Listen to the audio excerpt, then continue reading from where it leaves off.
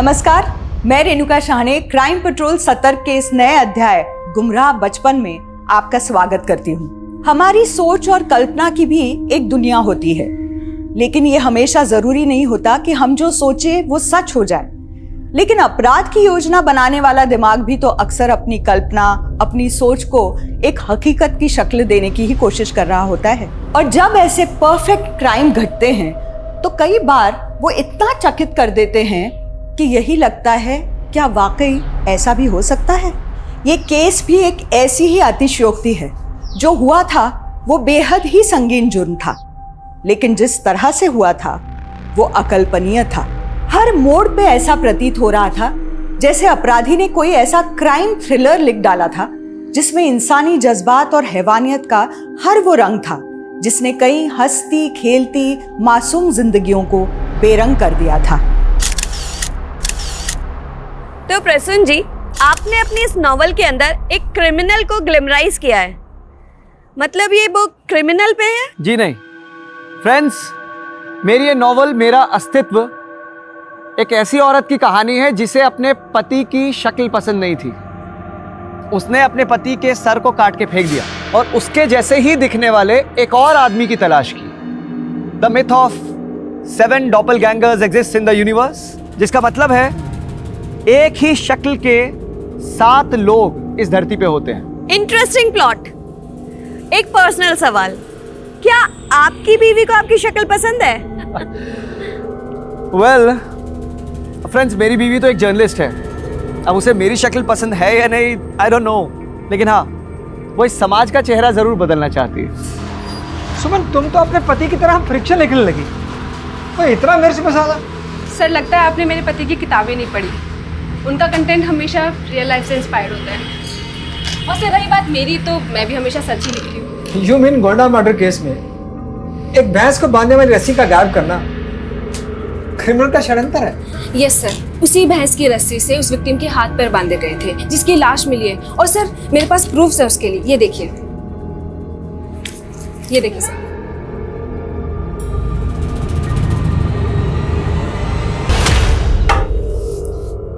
तुम्हारी वाइफ भले ही समाज का चेहरा बदल दे, पर तुम्हारी फितरत कभी नहीं बदल सकती, है ना? मेरी वाइफ की तरह जर्नलिस्ट से तुम भी हो, तो मान लो कि आज मैंने अपनी वाइफ की जगह मैंने जर्नलिस्ट बदल ली। वैसे तुम्हारी किताबों के कैरेक्टर्स भी ना तुम्हारी तरह होते हैं, एकदम फ्लर्टी, और बातें एथिक्स की करते हैं। यू नो, कोई भी गुनाह तब तक गुनाह नहीं होता जब तक वो कानून की नज़र में ना आ जाए। और जो रिलेशंस रजामंदी से बनते हैं ना, वो गुनाह नहीं होते हैं।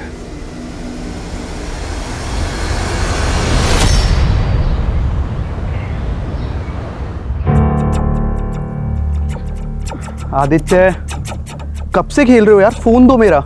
नो। अरे दो ना, मुझे घर निकलना है। फोन दो मेरा। आदित्य, गोविंद का फोन दो।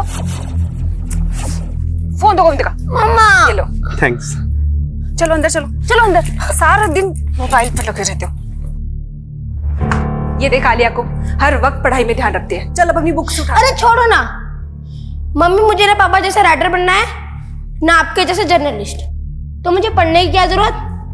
आई want to become a gamer. अरे वाह, कितना एम्बिशियस बेटा है मेरा। So you want to be a gamer, हाँ? यस डैडी, मुझे दुनिया का सबसे बेस्ट गेमर बनना है। Yes, proud of you champ. वैसे तुम्हें पता है, तुमने अपने डैडी को उनकी अगली नॉवल का आइडिया दे दिया, द गेमर। कैसा है? बहुत अच्छा है। हाँ, वैसे भी तुमसे बड़ा गेमर तो कोई हो ही नहीं सकता है। प्रसून, एक काम क्यों नहीं करते हो? तुम अगला नोवेल खुद पे लिख डालो, देखना बहुत चलेगी। वो तो चलेगी, लेकिन फिलहाल इस प्रसून को अपनी अगली नॉवल की लॉन्च पे कंसंट्रेट करना है, फिर से बाहर जाना है। प्रसून, तुम्हें पता ना कि तुम पूरे 3 दिन बाद लौटे हो? अगले 3 दिन और गायब रहना है, सिर्फ शक्ल दिखानी है। प्रसून, क्या देख रहे हो? बुक्स लेकर आओ, अपनी पढ़ाई करो। गेमर बाद में बनना।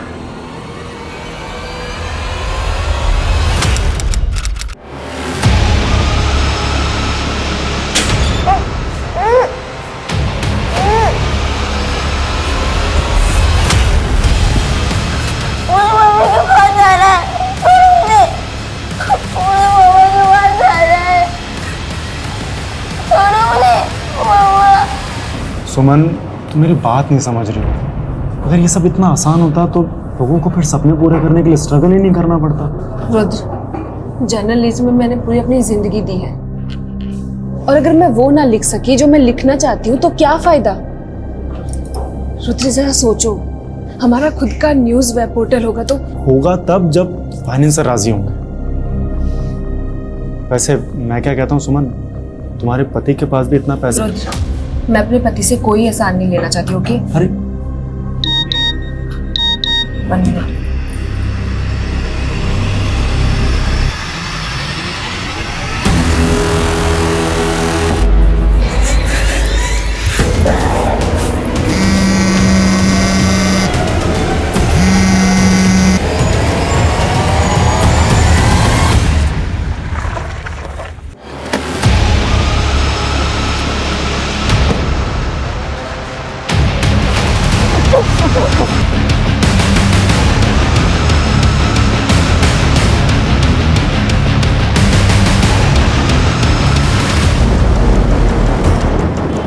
आप पीछे हटिए, पीछे। सर, एक रागिनी ने लाश देखी तो हमें कॉल किया। आइए सर। सर, लाश को देख के लगता है कि किसी ने इसका गला दबाया है। और सर, पास में हमें एक रस्सी भी मिली है। हो सकता है इसी रस्सी से इसका गला दबाया गया हो। बॉडी पे एक्सटर्नल इंजरी के कोई मार्क्स भी नहीं है? नहीं सर, कोई मार्क्स नहीं है। सर, हमें एक कार मिली है, लावारिस कार। सर, शायद इसी कार से लाश डंप की गई है। क्रिमिनल इस कार को यहीं छोड़कर चला गया होगा। या सर, ये भी हो सकता है कि ये कार चोरी की हो। हाँ, लेकिन ये भी तो हो सकता है कि ये कार इसी लड़की की है। कार में कुछ मिला?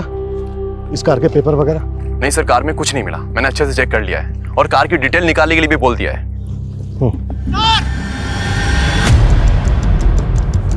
सर, ये देखिए। सर, पासर भाई ने तो सिर्फ एक औरत की लाश देख के कॉल किया था, लेकिन यहाँ तो एक बच्चा भी है। गाड़ी में कोई खून मिला था क्या? नहीं सर, गाड़ी एकदम क्लीन है। इसका मतलब यह है कि बच्चों को कहीं मारकर यहाँ नहीं लाया गया, बल्कि बच्चे को यहीं लाकर मारा गया है। लेकिन सवाल ये देखो, ड्रैगिंग के मार्क्स, और ये मार्क्स सिर्फ यहीं तक है, यहां से आगे नहीं है। इसका मतलब यह है कि बच्चे को यहां लाकर मारा गया है और यहां से घसीटते हुए वहां तक ले जाया गया है। लेकिन सवाल यह उठता है कि दोनों लाशों को अलग अलग जगह पे डंप क्यों किया गया? Excuse me sir. हेलो, सुमन सिंह? ठीक है सर, वो कार किसकी है ये पता चल गया। वो कार जर्नलिस्ट सुमन सिंह की है। जर्नलिस्ट सुमन सिंह?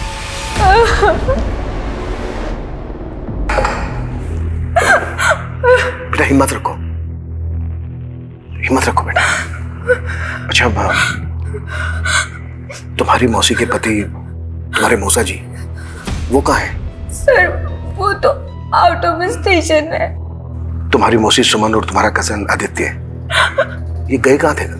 सर, जब कल मौसी इवनिंग में आई तो वो बहुत पैनिक कर रही थी।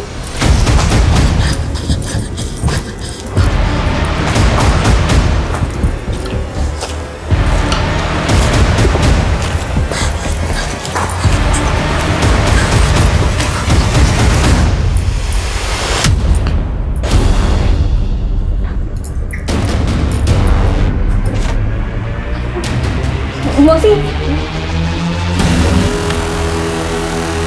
तुम्हारी मौसी अपने साथ गन लेकर गई थी और बहुत सारा कैश भी। लेकिन बेटा गई कहाँ थी? उन्होंने कुछ नहीं बताया। कल से मौसी का और आदित्य का सर कुछ भी नहीं पता चल रहा।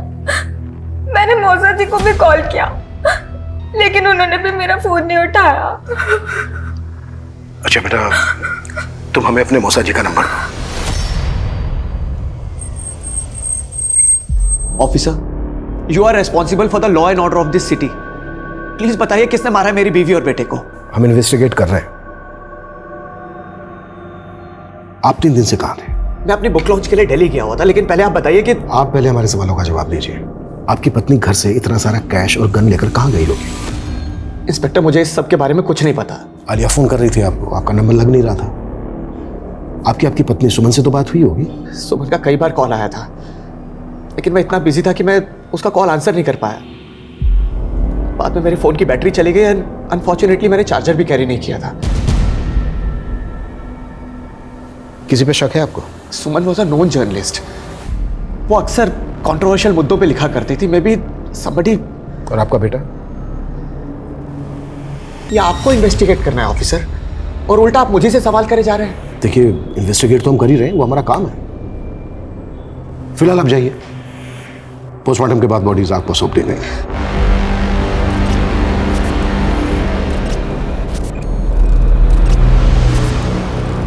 ये आदमी सस्पेंस थ्रिलर नॉवल लिखता है, हमें इसका सस्पेंस पता करना है। फोन की बैटरी चले जाना, चार्जर कैरी ना करना, कहीं इसकी कुकड स्टोरी तो नहीं है। पता करो इसकी बीवी के साथ रिश्ता कैसा था। सर।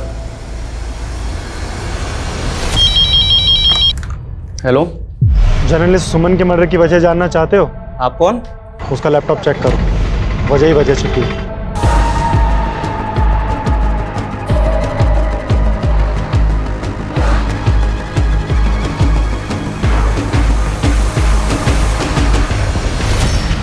ये बाथरूम में भी चेक करो, और ये उधर जो कमरा है उसको भी अच्छे तरीके से चेक करो। ऑफिसर, मैं आपको कह रहा हूँ वो मेरे बच्चों का कमरा है, और जो लैपटॉप आप ढूंढ रहे हैं सुमन का, वो उसकी कार में मिलेगा आपको। प्लीज चेक कीजिए आप। लेकिन हमें मिला तो नहीं, और आप इतने कॉन्फिडेंस से कैसे कह सकते हैं कि लैपटॉप कार में ही होगा? सर, क्योंकि सुमन जब भी घर से बाहर जाती थी तो अपना लैपटॉप अपने साथ कैरी करती थी। That's why I am assuming. अच्छा, सुमन के ईमेल का पासवर्ड तो होगा आपके पास में? No sir. घर से क्या क्या सामान चोरी हुआ वो चेक किया आपने? करीब 5 लाख रुपए मिसिंग है। और हाँ ऑफिसर, वो गन जो सुमन अपने साथ लेकर गई थी, उस गन के बुलेट्स अभी तक हमें अलॉट नहीं हुए हैं। लेकिन सुमन खाली गन ले जाकर क्या करेंगे?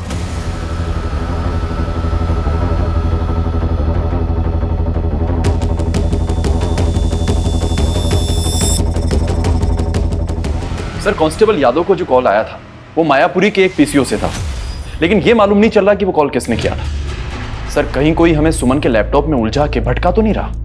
अगर ऐसा है भी तो जाहिर सी बात है क्रिमिनल नहीं किया होगा या किसी से करवाया होगा। इसलिए हमारे लिए जानना बेहद जरूरी है कि पीसीओ से कॉल किसने किया था। पीसीओ के आसपास इंक्वायरी करो, चेक करो कि वहां पे कोई सीसीटीवी है क्या, और हमें सुमन के ईमेल का एक्सेस भी लेना होगा।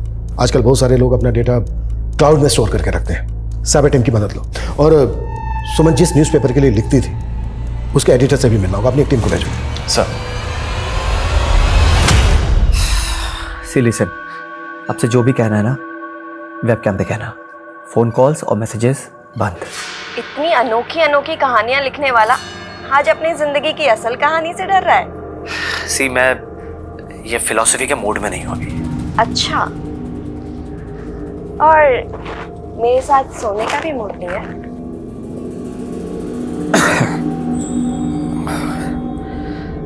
सी वर्तिका। अच्छा, अगर मैं तुम्हें कहूँ कि मैंने तुम्हें एक्चुअल में रिकॉर्ड कर लिया तो? व्हाट? अरे बाबा, मजाक कर रही हूँ। देखो वर्तिका, तुम कौन है?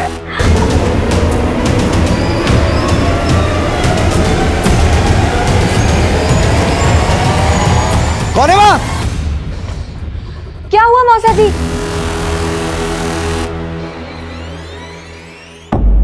सर, सुमन ने तो हमारे लिए लिखना बंद कर दिया था। सुमन का तो 5 साल का एक्सक्लूसिव कॉन्ट्रैक्ट था ना आपके साथ, और अभी 2 साल बचे थे। हाँ, वो तो ठीक है सर, लेकिन उसने कॉन्ट्रैक्ट खत्म करने के लिए कहा था, और वैसे भी वो खुद का न्यूज़ पोर्टल बनाने वाली थी। अच्छा, क्या लगता है आपको सुमन और उसके बेटे? सर, मुझे पता लगा कि आपको क्राइम सीन पर एक रस्सी मिली जिससे सुमन का गला दबाया गया। सर, दरअसल सुमन मोंडा मर्डर केस की स्टडी कर रही थी, जहां एक भैंस को बांधने वाली रस्सी से विक्टिम को बांधा गया और बाद में उसको मर्डर कर दिया गया। भैंस को बांधने वाली रस्सी? क्या केस था? कोंडा का केस है सर, क्रिमिनल भी काफी पहले पकड़ा जा चुका है। मुझे नहीं लगता कि उसका। मैंने अपने करियर में कई केसेस ऐसे देखे हैं कि जिन मुद्दों को हम लाइटली लेके छोड़ देते हैं, बाद में केस का असल मुद्दा वही निकलता है। ये गोंडा केस की फाइल मेरे कैबिनेट में भिजवाओ। और सर, हमने उसके स्कूल से लेकर घर तक काफी पूछताछ की, लेकिन पता ही नहीं चल रहा है कि वो और उसकी माँ उस दिन गए कहाँ। सर, सुमन का क्लाउड ओपन हो चुका है, उसमें कई सारे इन्वेस्टिगेटिव फोल्डर्स भी हैं। ग्रेट।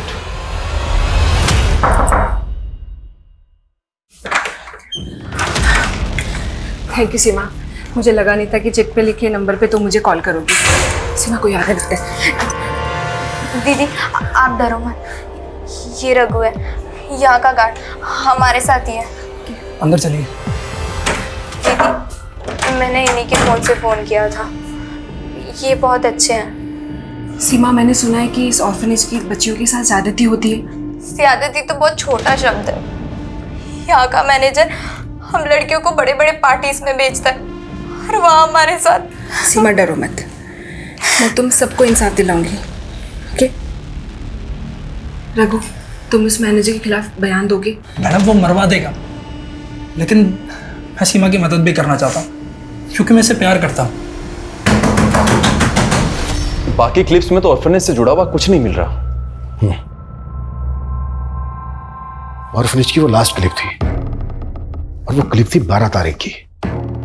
सुमन का मर्डर हुआ 16 तारीख को और अभी हाल ही में ऐसी कोई न्यूज़ ब्रेक नहीं हुई है। इसका मतलब यह है कि सुमन इस न्यूज़ को ब्रेक करने वाली थी और उससे पहले उसका मर्डर हो गया।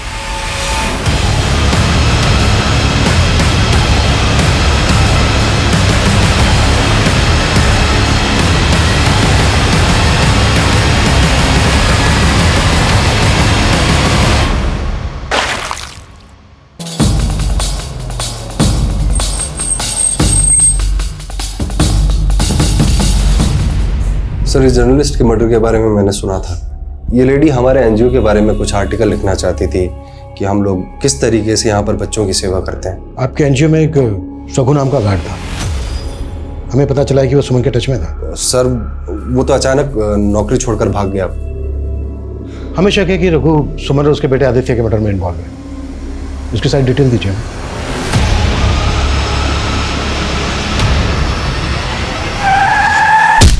सर, इस मैनेजर ने जो रघु का पता दिया था वो गलत निकला। मैनेजर को उठा लें? कोई फायदा नहीं होगा। ये मैनेजर बोलेगा कि रघु ने ही गलत एड्रेस दिया होगा। ये साबित करने की कोशिश करेगा कि रघु क्रिमिनल एक्टिविटी से जुड़ा हुआ है, इसलिए गलत एड्रेस दिया होगा। मैनेजर पे नजर बना के रखो, इसके द्वारा ही हमें रघु और सीमा की लीड मिलेगी और ये दोनों ही सुमन और उसके बेटे आदित्य के मर्डर का राज खोलेंगे। सर, सुमन के पति का कहना था कि मर्डर के वक्त उसका फोन बंद था, लेकिन मिडनाइट को उसने सिंगापुर की अपनी एक रीडर से बातचीत की थी। उस वक्त तो दिल्ली के एक होटल में था एक लड़की के साथ। हाँ था, मैं लड़की के साथ। तो क्राइम सीन पे तो नहीं था ना? ये पूछ के साबित क्या करना चाहते हैं आप? एलिबाई स्ट्रॉन्ग करके सुपारी किलिंग। ये दिमाग तो नहीं खराब हो गया? आवाज नीचे। दरअसल इंस्पेक्टर साहब, मैं आप पे नहीं, मैं खुद पे फ्रस्ट्रेट हो रहा हूं। मेरी अयाशी ले डूबी मेरी बीवी सुमन और बेटे आदित्य को। जो भी बोलना चाहते हो साफ साफ बोलो। मेरे लिए तो सब साफ हो गया इंस्पेक्टर। दरअसल बात यह है कि उस दिन मेरा बेटा आदित्य किडनैप हुआ था और सुमन उसके रैंसम के पैसे लेकर गई थी और मारी गई। What? जी, यह मुझे आज ही पता चला है। उस दिन सुमन मुझे बार बार कॉल करती रही, लेकिन मैंने उसका कॉल उठाया नहीं। उसके बाद उसने मुझे कई वॉइस मैसेजेस भी भेजे थे जो मैंने उस दिन चेक नहीं किए, लेकिन आज सुने। प्रसून, तुम मेरा फोन क्यों नहीं उठा रहे हो? Call me back immediately.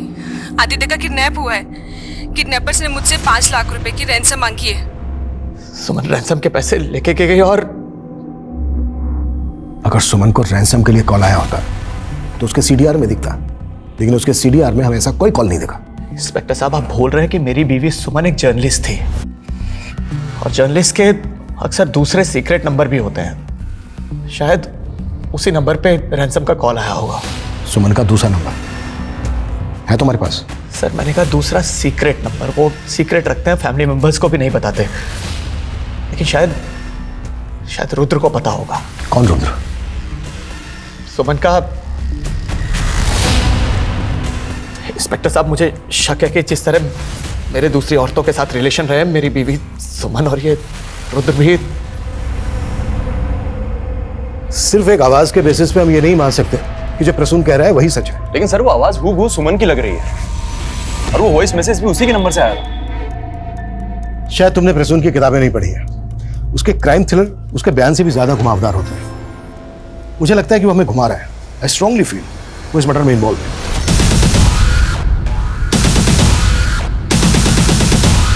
Sir सुमन कोई दूसरा नंबर यूज नहीं करती थी, उसका पति झूठ बोल रहा है। वो तो ये भी कह रहा है कि तेरा रिश्ता था उसकी पत्नी सुमन के साथ। सर कैसी बातें कर रहे हैं सर, मेरा और सुमन का कोई रिश्ता नहीं था। सर मैंने आपको फोन किया और आप मुझ पे शक कर रहे हैं। वो पीसीओ से कॉल तूने किया था? जर्नलिस्ट सुमन के मर्डर की वजह जानना चाहते हो?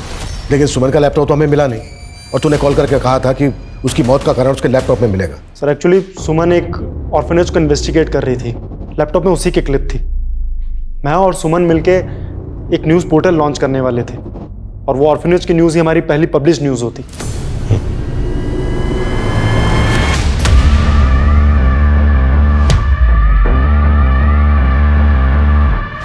सर, ऑर्फनेज का मैनेजर गिरीनेश अचानक से गायब हो गया।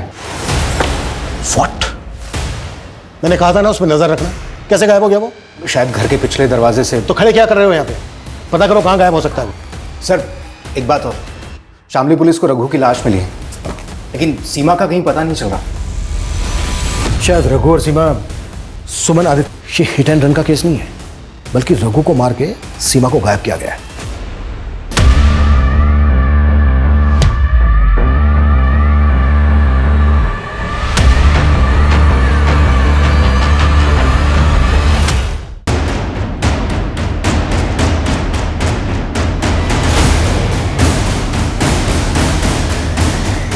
सर हमें यहाँ एक सरकटी लाश मिली है, आइए सर। और लाश के पॉकेट से हमें एक आईडी मिली है जो प्रसून की है सर। सर हमने आसपास काफी सर्च किया, लेकिन कहीं भी कटा हुआ सर नहीं मिला। हाँ सर, लेकिन यहाँ से 500 मीटर दूर पे हमें एक कार मिली है जो प्रसून की है। उस तरफ? जी सर। गाड़ी में कुछ ब्लड वगैरह मिला क्या? नहीं सर, कार एकदम क्लीन है। लेकिन सर आदित्य की किडनैपिंग, रैंसम और सुमन के वॉइस मैसेज के बाद में हो सकता है ये प्रसून की एक नई साजिश हो। अपने आप को मर्डर चार्जेस से बचाने के लिए किसी की लाश को डूब करके भाग गया होगा। एक फेमस बुक ऑथर अपने आप को इस तरह से गायब करे, इस पे यकीन करना थोड़ा सा मुश्किल है। पर कभी कभी गुनाहों की दुनिया किताबों की दुनिया जैसी काल्पनिक लगती है। क्या ये भी इसी तरह का अपराध है? सर हम लाश का डीएनए आदित्य के डीएनए से मैच करते हैं। रिपोर्ट आने में बहुत टाइम लगेगा, तब तक तुम ये पता करो कि प्रसून का कोई जानने वाला गायब है क्या जिसकी कद काठी उस सरकटी लाश से मैच करती है। Okay sir. सर आप मुझे बेकार में परेशान कर रहे हैं। अगर ये सब प्रसून ने किया है तो मैं इसमें इन्वॉल्व नहीं हूँ। सुमन उनके साथ थी, वो भी एक होटल रूम में। आफ्टर ड्यूटी आप क्या करते हैं, इट्स योर प्राइवेट लाइफ, और सबकी प्राइवेट लाइफ किसी क्राइम से नहीं जुड़ी हो सकती। आप जा सकते हैं। सर इस ऑर्फनेज की लड़कियों की लिस्ट देखिए, इसमें एक नाम आलिया का भी है। आलिया? कौन, वो सुमन की भतीजी? Yes sir.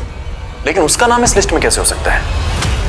मेरी पेरेंट्स की मौत के बाद मैं अपने चाचा चाची के साथ रहने लगी थी, लेकिन मेरे चाचा वो मुझे रोज मैंने मेरी चाची को कभी ये बात नहीं बताई, लेकिन उनको ये बात पता चल गई और उन्होंने मुझे ऑर्फनेज में भेज दिया। ये ऑर्फनेज वाले तुम्हें पार्टीज में भी भेजते थे क्या? तुम मेरा मतलब समझ रही हो ना मैं क्या पूछ रहा हूँ? नहीं, मैं वहाँ 1 महीना रही थी, लेकिन मेरे साथ ऐसा कभी नहीं हुआ। लेकिन सीमा बताती है कि उसके साथ ये सब होता रहता था, और जब मैं मौसी के साथ यहाँ घर आई तब मैं उन्हें ये बता नहीं पाई, और जब मैंने एक दिन उनको ये बताया तो वो वहां पर इन्वेस्टिगेट करने लगी। अच्छा बेटा, तुम्हारी मौसी ने तुम्हारे चाचा के खिलाफ कोई एक्शन क्यों नहीं लिया? चाचा को सजा दिलवाना चाहती थी, लेकिन उससे पहले तुम्हें कुछ आइडिया इस वक्त सीमा कहाँ पर होगी? वो कहती थी कि वो भोपाल की रहने वाली है, और उसी ने मुझे बताया था कि उसका असली नाम नाजिया है।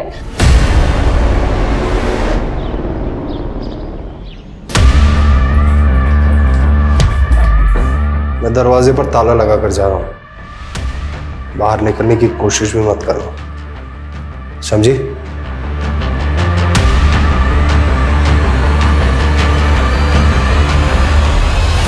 प्रसून का सोशल मीडिया पर एक चैनल है, उस पर एक वीडियो अपलोड हुआ है प्रसून का सरकटी लाश मिलने के अगले दिन।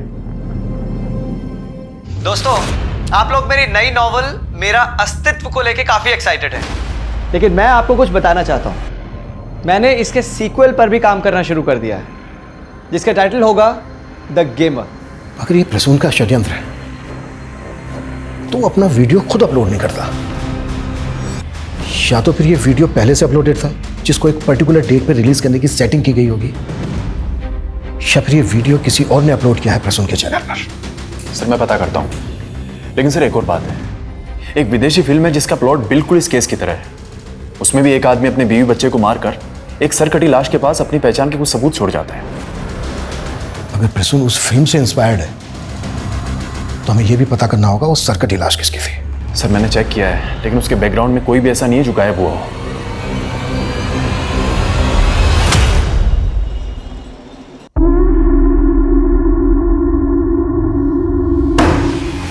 चल खाना खाने। क्या हुआ, तू चौंक क्यों गया? नहीं कुछ नहीं। तो चल जल्दी खाना खाने आ जा। मम्मी कुछ पैसे चाहिए थे। आज सुबह ही तो 500 रुपए दिए थे, इतनी जल्दी खत्म हो गए? चल अभी खाना खाने आ जा। सर मैंने कभी आलिया का रेप नहीं किया।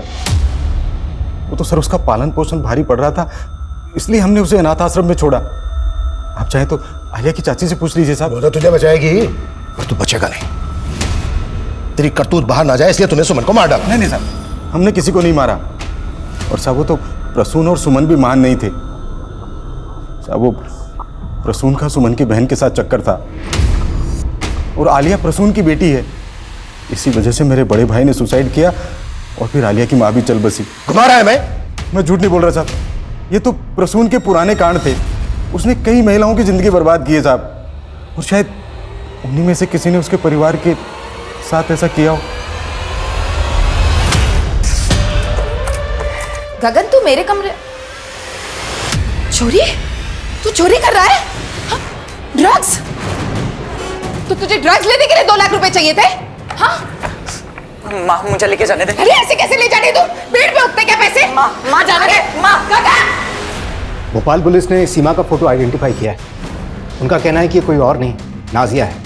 और नाजिया के अब्बू नाजिया की अम्मी को मारकर खुद फांसी चढ़ गए थे। उसके बाद नाजिया की कस्टडी उसके मामू अफजल के पास आ गई थी। अफजल? Yes sir. और इस अफजल का फोटो भी मिला है। ये अफजल कोई और नहीं, ऑर्फनेज का मैनेजर ग्रीनेश ही है।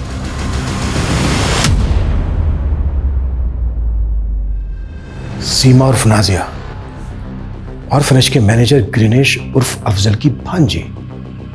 और सर पता चला है कि इस अफजल का विदिशा में घर भी है।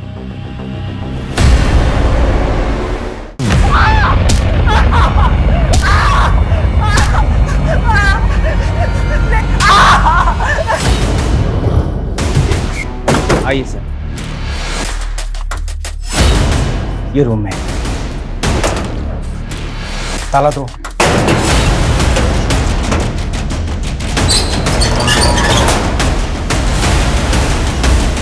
पूरे घर को अच्छी तरीके से चेक करो।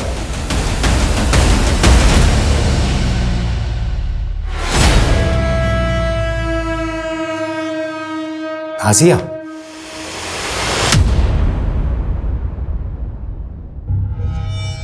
मामू मुझे वहां बंद करके गए थे। मुझे नहीं मालूम वो कहाँ है। और तुम्हें ये तो मालूम होगा तुम्हारा मामू अफजल ऑर्फनेज में ग्रीनिश बन के रह रहा था और तुम सीमा। चल क्या रहा था ये? मैं अपने ही मामू की कठपुतली बन के रह गई थी। वो मुझे उस अनाथ आश्रम लेके गए और बाकी लड़कियों के साथ मुझसे भी धंधा। रघु को मुझसे हमदर्दी थी, वो मुझे बचाना चाहता था। जनरल सुमन भी तुम्हें बचाना चाहती थी और तुम्हारे साथ साथ बाकी लड़कियों को भी, पर मारी गई वो। सर मैं सच कह रही हूँ, मुझे इस बारे में कुछ नहीं पता।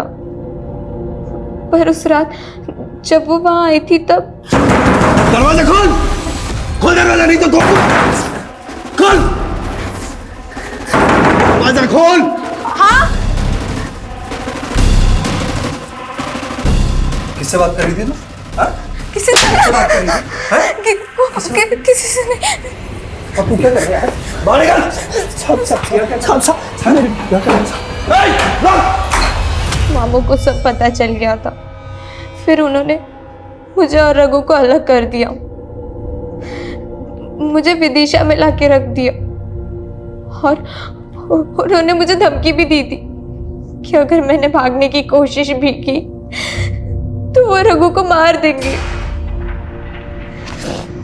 फिर अचानक वो विदिशा में आ गए, भेस बदल के रहने लगे। वो रघु को मार के विदिशा भागा था? कहाँ वो? मुझे नहीं मालूम सर, मैं तो वहाँ रघु के इंतजार में ही जी रही थी और उससे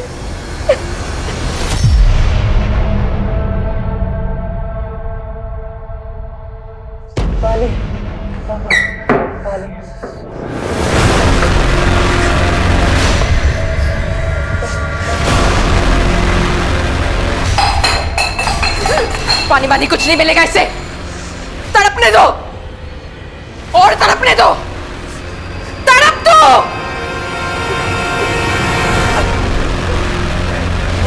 ग्रेनेश की क्या अपडेट है? सर हम पता कर सर जल्द से जल्द पता करो, ज्यादा टाइम नहीं है हमारे पास।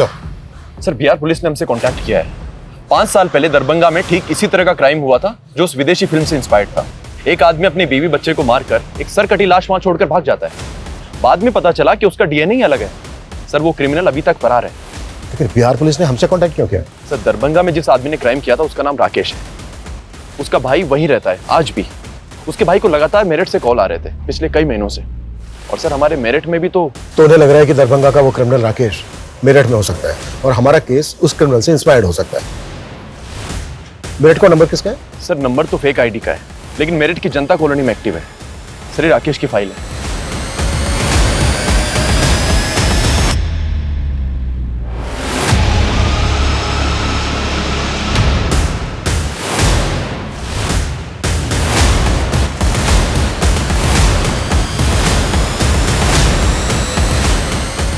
सुनिए, ये इनको कहीं देखा है, पहचानते हैं? ये तो रोहित भाई है, अभी अभी सिगरेट लेके गया। किधर गया? इधर गया। अनिल,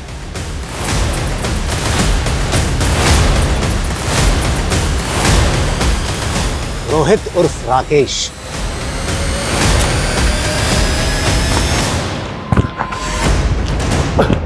पांच साल से दरभंगा पुलिस को चकमा दे रहा था और अब यहाँ के प्रसन्न और उसकी फैमिली को। लेकिन मैं अपनी बीवी की चिक चिक से बहुत तंग था सर। एक दिन गुस्से में उसका खून कर बैठा और मजबूरी में मुझे अपने बेटे को भी मारना पड़ा। फिर मैंने उन दोनों की लाश फेंक दी।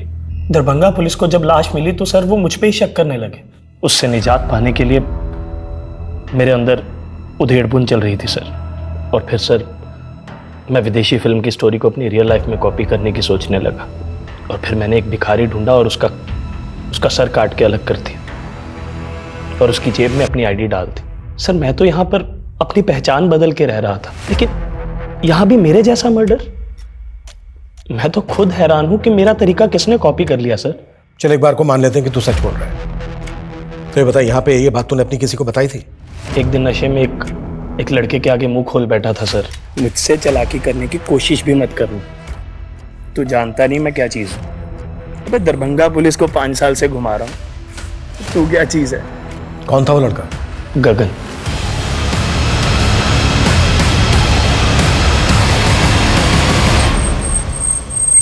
सर मैं खुद गगन को लेके काफी दिनों से परेशान हूँ। पता नहीं कहाँ चला गया वो। कहीं चला गया? तो छिपा के रखा उसको कहीं? मेरे बेटे को ड्रग्स की लत है, उसको यहाँ रोक के रखना आसान नहीं है। अपनी तलब पूरी करने के लिए वो कभी भी भाग जाता है। कभी भी भाग?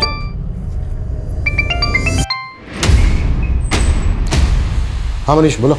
सर रोहित उर्फ राकेश के मोबाइल में गगन और एक बच्चे का वीडियो मिला है। वीडियो? जी सर। सर एक और बात है, 3 दिन पहले साहिबाबाद पुलिस को गगन की लाश मिली थी। जब उसकी पहचान पता करने के लिए उसका फोटो हमारे थाने में आया तो मैंने उसे नोटिस किया।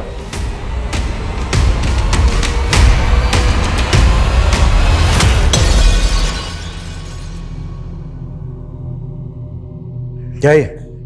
क्या ये? सर वो मैं बस पैसे के लिए ब्लैकमेल सर। ब्लैकमेल?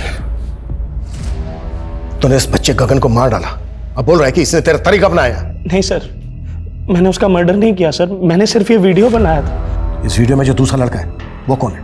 उसका दोस्त है सर, मैं उसे नहीं जानता सर। मैं सिर्फ गगन को ब्लैकमेल कर रहा था। और ये वीडियो तभी डिलीट होगा जब 2 लाख और लेके आएगा, ताकि थोड़े पैसे इकट्ठे कर सकूं और अपनी प्लास्टिक सर्जरी करवा के अपना फेस बदल सकूं।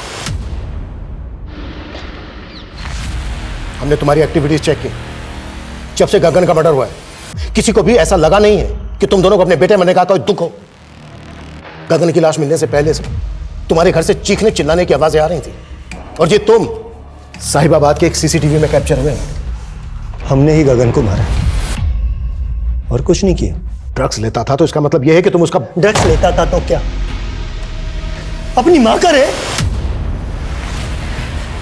रुक जा गगन, गगन रुक, कहां ले जा रहे? छोड़ दे इसको, छोड़ दे। गगन, गगन छोड़ दे गगन, गगन।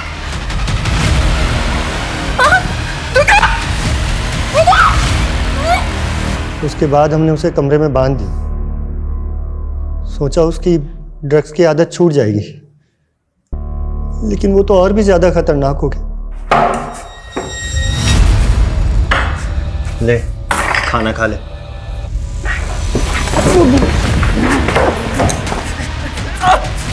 कहां भाग के जा रहे हो? क्या कर रहा है?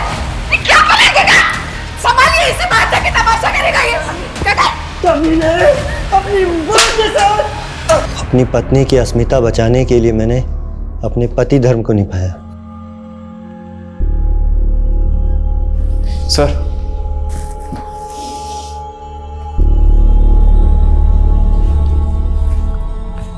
हाँ मनीष। सर, वीडियो में दिख रहे उस दूसरे बच्चे का मालूम चल गया है। वो गगन के स्कूल में पढ़ता था।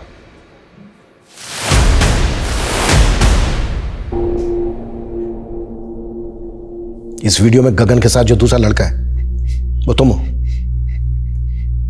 चुप क्यों अब? सर, वो गगन नशे में पागल हो जाता था और मैं भी। सर, फिर गगन ने मुझे बताया वो आदमी ब्लैकमेल कर रहा था। उसे पैसे नहीं देते तो वो वीडियो अपलोड कर देता। सर, रोहित ने 8 लाख रुपए लिए गगन से। इतना सारा पैसा कहां से आया तुम लोगों के पास? सर, वो गगन का माइंड था। सर, उसके दोस्त ने बोला कि आदित्य को उठा लेंगे तो। गगन का कौन दोस्त? सर, उसको मैं नहीं जानता सर। वो बस उसका नाम मालूम है, गोविंद। वो आदित्य को मोबाइल गेम का शौक था, तो गगन ने उसे दोस्ती की और उसे बोला कि उसे गेम खेलने देगा अपने फ़ोन में। फिर हम उसे ले आए और अपने बेटे को जिंदा देखना चाहती है तो 5 लाख रुपए लगेंगे। आप प्लीज मेरे आदित्य को कुछ मत करना, बस मैं अभी आपके पास पहुंच रही हूँ।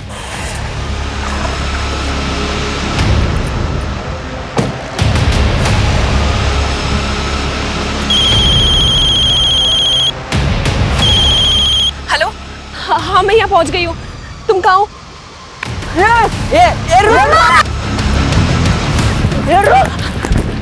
आदि, आदि, आदि, छोड़ो, मैं गोली चला दूंगी वरना। हटो यहाँ से। आदि, आदि, आदि, आदि, आओ। प्लीज, प्लीज, प्लीज मुझे छोड़ दो। आप क्या खाली बंदूक से डराती है? तुम्हें पैसे चाहिए ना? पैसे ले लो। पैसे तो हम लेके रहेंगे, लेकिन तुझे जिंदा नहीं छोड़ सकते। तूने हमारा चेहरा देख लिया है। वो भाग रहा, पकड़, पकड़ उसको।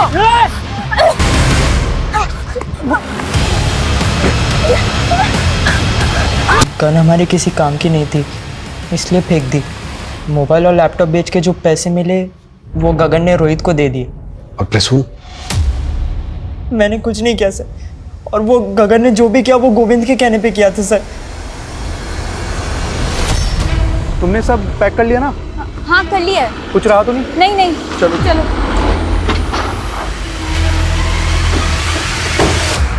गोविंद आ लिया? अरे वाह, क्या बात है। बैग वैग के साथ कहाँ जा रहे हो तुम? सब पता चल गया है हमें। गगन तुम्हारा दोस्त था और ये आलिया तुम्हारे क्लासमेट। ये गोविंद बॉयफ्रेंड है ना तुम्हारा? आलिया दीदी? अच्छा, हाँ ये और अभी मम्मी को बताता हूँ। अरे आदित्य, प्लीज आदित्य, मासी को कुछ भी मत बताना please. Please Aditya, please. Please Aditya, please. Please कुछ भी मत बताना। ठीक है, एक शर्त पे नहीं बताऊंगा। हाँ अपना मोबाइल देना पड़ेगा मुझे गेम खेलने के लिए। लेना। ठीक है, नहीं बताऊंगा। तो उसको किडनैप करवा दिया? नहीं नहीं सर, मैंने तो सिर्फ गगन को ये बोला था कि 2-4 लगाकर उसको धमका देना, लेकिन उसने आदित्य को किडनैप कर लिया। झूठ मत बोल। नहीं सर। उन पैसों में से शेयर तुम दोनों को भी मिला था ना? नहीं सर, पहले मुझे कुछ नहीं मालूम था, लेकिन बाद में मुझे गोविंद ने सब कुछ बता दिया था। जब गोविंद मुझे बताने के लिए घर आया तो मौसा जी ने उसको देख लिया। फिर उनको हम पे शक हो गया। मैं गोविंद को बचाने के लिए कुछ भी कर सकती थी सर। अंकल आप गलत सोच रहे हैं, ऐसा कुछ भी नहीं है। मैंने खुद देखा तुम्हें भागते हुए, झूठ मत बोलना। और जब तुम भागे तभी ये अंदर से बाहर आई थी। सच सच बोलो, क्या चल रहा है तुम दोनों के बीच में? और सुमन और आदित्य के मर्डर से तुम्हारा क्या कनेक्शन है? कोई कनेक्शन नहीं है मौसा जी। वो उस दिन मैं वो ऐसा कुछ भी नहीं है, उल्टा मुझे गगन पे शक है। लास्ट टाइम आदित्य को मैंने उसके साथ ही देखा था, वो गीता कॉलोनी के पास वो जो जंगल है ना, वहाँ पे वो अपने दोस्तों के साथ नशा करता है। बताया था ना मैंने तुमको। हाँ, वो तुम जानते हो वो जगह? हाँ हाँ मैं जानता हूँ ना। चलो मेरे साथ। आप चलिए। गाड़ी में जाते जाते मैंने गगन को मैसेज कर दिया था कि मैं परशुन अंकल को लेकर गीता कॉलोनी के पास वाले जंगल में आ रहा हूँ, तू हथियार लेकर तैयार रहना।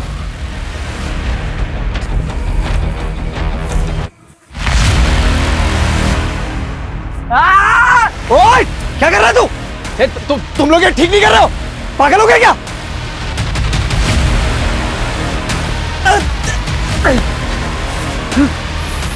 मुझे छोड़ दो, मुझे छोड़ दो, मुझे कुछ मत करो। फिर गगन ने उनका सर नाले में फेंक दिया।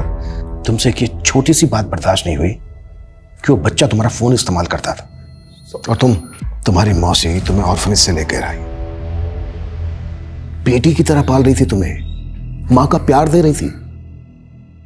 उसका परिवार खत्म करते वक्त तुमने एक बार भी नहीं सोचा? उतना ही दोष शायद आलिया का भी है, जो गोविंद पे भरोसा करके कहीं ना कहीं प्रसून, दोषी तो मृत गगन भी है। लेकिन अगर वक्त रहते वो अपने परिवार को सच बता पाता तो शायद रोहित उसे ब्लैकमेल नहीं कर पाता। अगर गोविंद ने उन दोस्तों से मदद नहीं ली होती जो पहले ही नशे के दलदल में थे, तो परिणाम कुछ और ही होता। सोचने वाली बात है कि हम बड़े से बड़े फैसले अकेले ले लेते हैं, पर उन्हें अपनों से, अपने परिवार से साझा नहीं करते, ये सोचकर कि घर परिवार के लोग ही तो है ना, उन्हें हर चीज बताने की जरूरत ही क्या है। इसीलिए समाज की सबसे छोटी इकाई परिवार, जो साथ रहने वाले लोगों से बनता है, उनके बीच संवाद, आचार विचार होते रहने से जटिल समस्या यूं चुटकियों में खत्म हो जाती है। इसलिए अपनों से बात करें, संवाद करें। इसी विचार के साथ अब मैं रेणुका शाहने आपसे विदा लेती हूँ। कल फिर मिलेंगे ऐसी एक कहानी के साथ जो रखेगी आपको सतर्क और जिंदगी को सुरक्षित। तब तक अपना और अपने परिवार का ख्याल रखिए और देखते रहिए क्राइम पेट्रोल सतर्क। जय हिंद।